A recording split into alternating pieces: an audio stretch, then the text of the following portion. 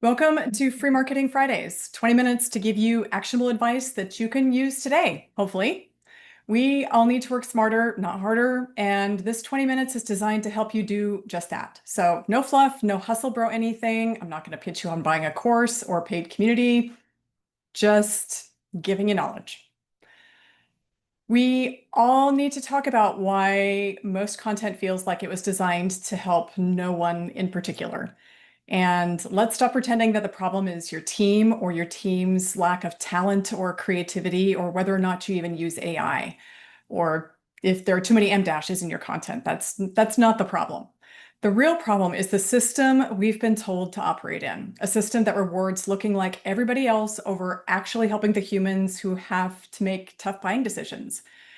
You know exactly what I'm talking about. Those copy-paste LinkedIn posts with the same insights and thought leadership that you read yesterday from 3 different competitors. Marketing content that sounds like it was drafted by the same bored copywriter who just swaps out logos for different clients. But here's what's really happening. Teams are trapped in playbooks that are built to impress other marketers and not serve or support their customers. And it's largely not because content creation teams don't care. It's because the current way of creating content teaches us that safety means sameness. That following proven templates is better than understanding what your customers really need to feel confident in their choices. And making this so much worse is all the pressure we're feeling to crank out as much content as possible because for some reason, the volume of content is somehow correlated to quality. So today we are dismantling that playbook and we're going to replace it with something your competitors literally cannot steal because it's built on your customers and the differentiators that make you stand apart, not industry assumptions or AI-generated insights that could apply to anyone in your competitive set. So here's how we're spending our first 20 minutes together. First, I'm going to show you why you should never lean on a template and why the current content playbook your team is using is keeping you invisible to the people who really need your help. Then we'll dive into the Un-clonable Content Framework. There are 4 different elements that help you create content that supports your prospect's decision-making process. And then I will walk you through how all of this works with an example of how I would put this into practice for a health insurance company client. And then I'll give you the roadmap that you can use to start helping customers instead of just filling in content calendars. So by the end, you'll have a framework for content that helps prospects make confident decisions and positions you as the obvious stand-apart choice without you having to shout over the noise or hire shitty and problematic people and participate in outrage marketing just so you can get attention. And once again, I've completely overcommitted to giving you a ton of content in just 20 minutes. I'm going to be talking fast and I may go over a few minutes. Sorry, not sorry. Let's get to it. If we haven't met before, my name's Sunny Hunt. I'm the Chief Customer Nerd here at Hunt Interaction, and we help recurring revenue companies grow their customer base in smarter and more efficient ways, starting with their most profitable customers. My work typically lives at the intersection between customer research, strategic customer growth, and revenue acceleration. And I've worked with all of these companies and more in over 15 different industries, and surprisingly enough, customer growth challenges are pretty similar across the board. It's just the particulars of solving those challenges that tends to vary. Here are 3 sections that I pulled from competing project management software platforms. They are not from the same company, even though they look basically the same despite the colors. And I bet you're going to struggle to tell me which company does what without looking at the logos as a cheat. Unless you were one of these copywriters, and in which case I am so sorry about all the cooks in the kitchen who did this to your poor copy. These examples are messy.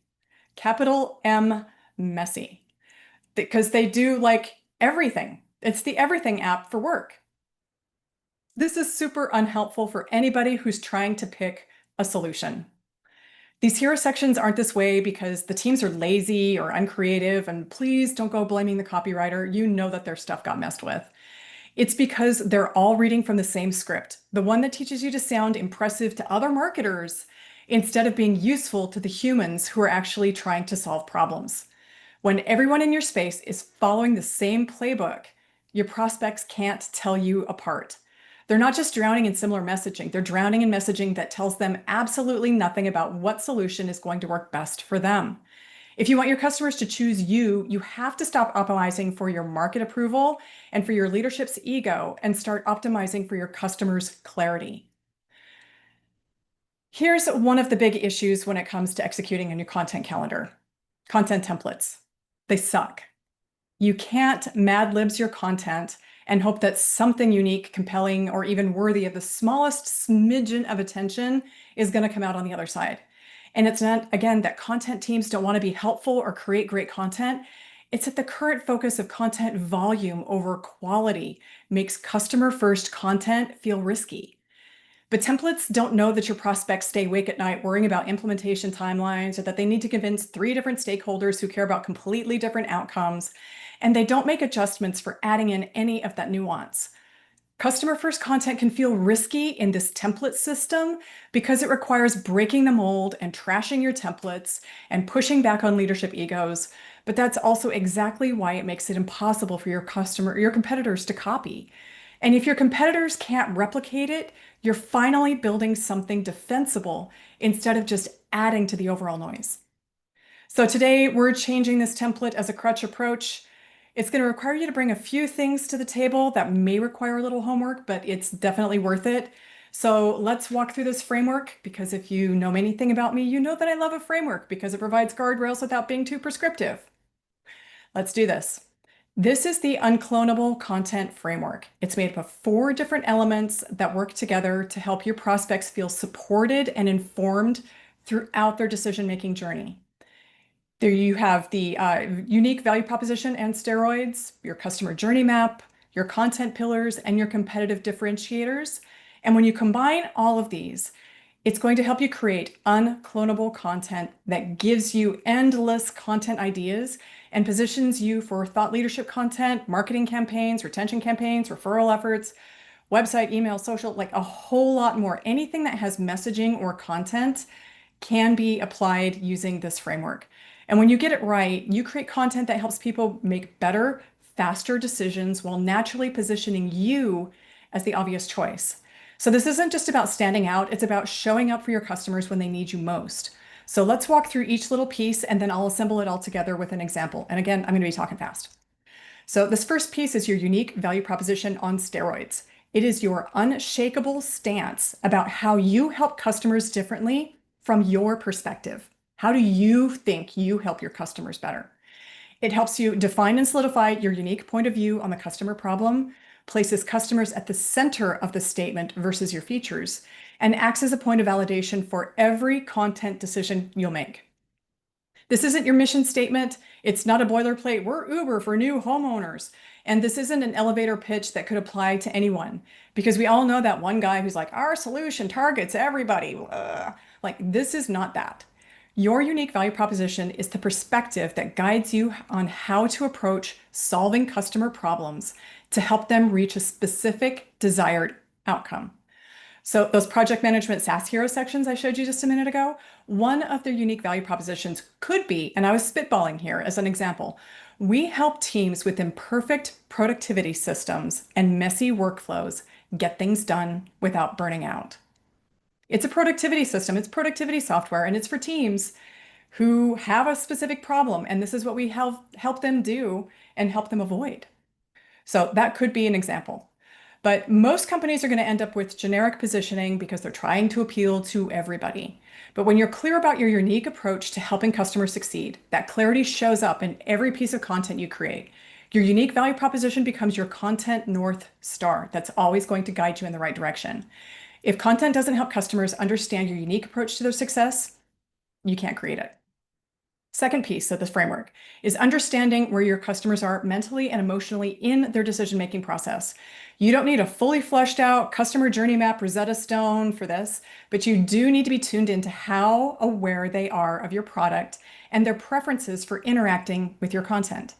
The current way of doing things tells us to create content for buyers, but real decisions are actually made using multiple people with different concerns at different stages, and nobody is in the exact same place at the same time. You need to know your humans because they're humans, not just numbers in some pipeline. So going through and mapping awareness stages. Your prospects are at different stages of awareness of not only their problem, but your product and their willingness to buy it. You need to understand your entire buying committee, not just who signs the contract, but who influences the decision, who has to live with the consequences, and who needs different types of reassurance along the way. And then support and inform. When you map content to specific people at different emotional stages, it stops feeling like marketing and starts feeling like genuine support from a human, and that resonates. So here's what all of these stages of awareness would look like and the focus of any messaging or content at each stage. At the unaware stage, I typically ignore this stage. The lift is too great to realize or to bring someone along and make them realize that they have a problem in the first place. When someone's problem aware, messaging should focus around educating and reframing the problem. When they're solution aware, messaging deals with competitive awareness and finding and addressing objections to purchase. Product aware is all focused on high levels of competition, and competitive differentiators really come into play here. Most aware is where you can start to have a conversation about desired outcomes using your solution. And most aware with high intent. This is where customer experience and a smooth sales process will make or break this particular phase and your opportunity to close a deal. And to be totally fair, because I know that there's some copywriters here in the audience, like I didn't come up with this continuum. Eugene Schwartz did. He was a direct response copywriter. And I believe that Joanna Weeb from Copy Hackers added the most aware with high intent phase at the very end of this. But even though I didn't come up with this part of the framework, I'm using it in a different way and adapting it as a piece of a larger framework dealing specifically with emotional states and connecting that to messaging. But the bottom line here is that there are lots of different ways to do a customer journey map. But when you're talking about content, you need to know how aware your prospects are at each stage of their decision-making process and the specific messages that support and inform them at every stage to move them forward. Third piece, strategic content pillars. Sorry. Specifically, content pillars that align with how you help your customers succeed. These are not generic topic buckets or industry themes that could apply to any one of your competitors.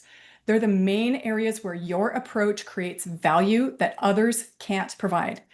Every pillar needs to align with customer success, whatever that success looks like.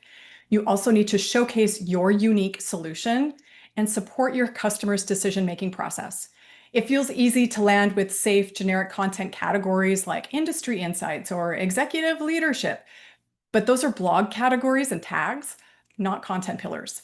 Your content pillars focus on the areas where your unique perspective genuinely helps customers make better decisions and answers the questions, what are the specific ways we help customers achieve outcomes that our competitors can't deliver? Not, what topics should we cover so we can look smart, right? When you get this right, your content doesn't just inform, it guides customers towards the outcomes that they want. The fourth item is where everything comes together. And up until now, you've had the privilege of being in your own heads and being a little self-centered about all of these different aspects of this framework. You've kind of weed all over this content framework, but now it is time to kill your darlings. There's a sanity check here. And by that, I mean gathering all of these pieces together and putting it through the customer filter of what do our customers say makes us different, stand apart, and can't be copied by our competition. These are your competitive differentiators. This means no features, nothing your dev team can release in the next sprint. You need to find your points of value that align with the points of value your customers tell you that they get from your solution. Your competitive differentiators need to come from your paying customers' actual words, the specific reasons they chose you, and how you've helped them succeed. And the current way we create content tells you to differentiate based on features or capabilities, but features don't help prospects understand what their experience is going to be like. The specific ways you've helped customers succeed are yours alone and give prospects confidence that you can help them too. This goes beyond just leaning on testimonials. It's a good part. It's a big part of it, but it's not the whole part.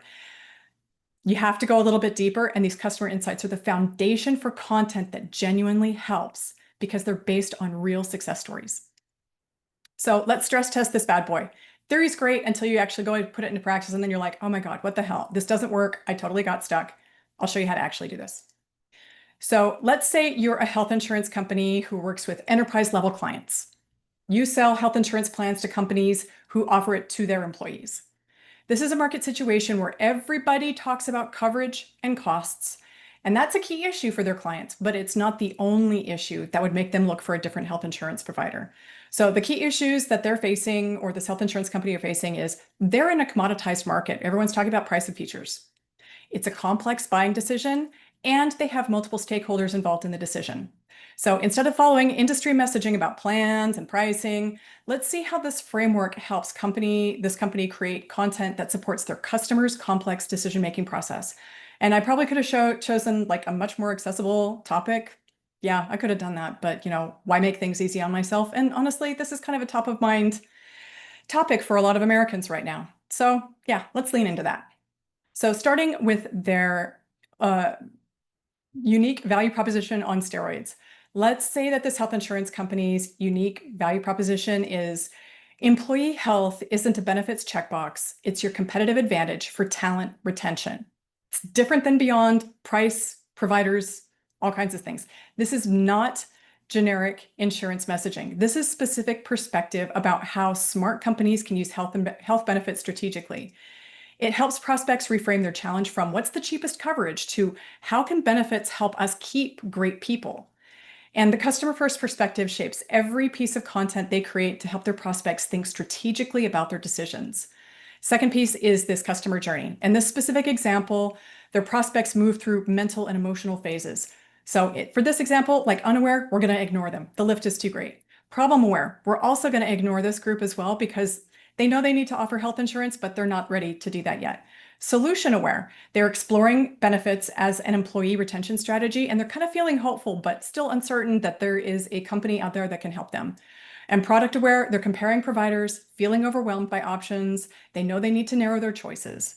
When they're in the most aware stage, they've narrowed their choices to two or three. They're talking to salespeople, they're having internal conversations, they're building confidence and reassurance. And then most aware with high intent. They have three options. They're getting and comparing coverage, they're renewing contracts, they're in the final negotiation phase to bring on a health insurance company. So each phase requires different support. Someone feeling frustrated needs validation and education. Someone who's feeling overwhelmed needs clarity and simplification. So like this map also takes into consideration the channels and the prospects they use at each stage and who's doing the legwork and who is moving that buying committee towards the next stage. So in this health insurance company example, their buying committee includes people with completely different concerns and pressures, like HR directors worry about employee satisfaction, CFOs focus on budget, CEOs need strategic outcomes that support business goals. And instead of one-size-fits-all messaging, the content needs to support each person's specific concerns and help them feel confident advocating for that decision. So let's move on to the third piece. And you can actually put this together in like a matrix so that you can create your own little cheat sheet for this. It's very, very helpful. The strategic content pillars for this health insurance company all center on helping their customers succeed. Like these companies who have said, yes, we want to offer your plan to our employees. They have a talent retention strategy pillar. So helping companies keep great people through strategic benefits. They also have a pillar for employee wellness ROI and another pillar for benefits administration excellence. So they're making complex programs simple for their HR teams. So these aren't standard or expected insurance industry topics because those would be like affordability or AI-driven whatever or provider choice, right? Those would be content topics, not pillars. These pillars are business success topics where the unique approach helps customers achieve better outcomes. And then the final piece, the competitive differentiators. So in this example, I've just kind of pulled and summarized what I think their competitive differentiators might look like. But this is the filter that makes all of the content relatable for other prospects in their pipeline to help them get their heads nodding and proactively address any objections that they have so they can move to their decision faster. So for this example, competitive differentiators might look like proactive wellness programs that reduced our claims, account management that prevented employee retention crises, and they understand our retention goals better than some of our leadership team, right? Those would be really, really compelling competitive differentiators that could be realistic for this health insurance company. They're not features, they're not capabilities. They're specific differentiators quantified through customer insights and pulled directly from their paying customers, not their audiences, not the market, not their competitors. This is the point where the framework turns into something your competitors can't fake. And it's the lens that validates and adds unique stamp to all of the content that comes out of this effort. So pulling it all together using this, like what does this unique content actually look like? Well, let's pull together like a quick campaign. So here's all those pieces pulled together in a campaign called The Hidden Cost of Cheap Health Insurance, right? Their unique value proposition is employee health isn't a benefit checkbox, it's your competitive advantage for talent retention. Their content pillar that aligns with this is their talent retention strategy. The customer phase they would be targeting would be product aware, the people who are frustrated with health insurance company turnover and looking for a longer term solution to support their employees. Their target audience would be HR directors and CFOs. And the differentiator that really comes to mind would be wellness programs that measurably reduce employee turnover. So the result, it's content that helps frustrated HR leaders understand how strategic benefit choices can solve their employee retention challenges. And it's all backed up by customer outcomes that have been documented and quantified with those competitive differentiators. This genuinely helps people make better decisions while naturally positioning the health insurance company as the unique and kind of no-brainer solution. But like this is just an off the top of my head example that I pulled together using this framework. It's just so that you can see how everything pulls together.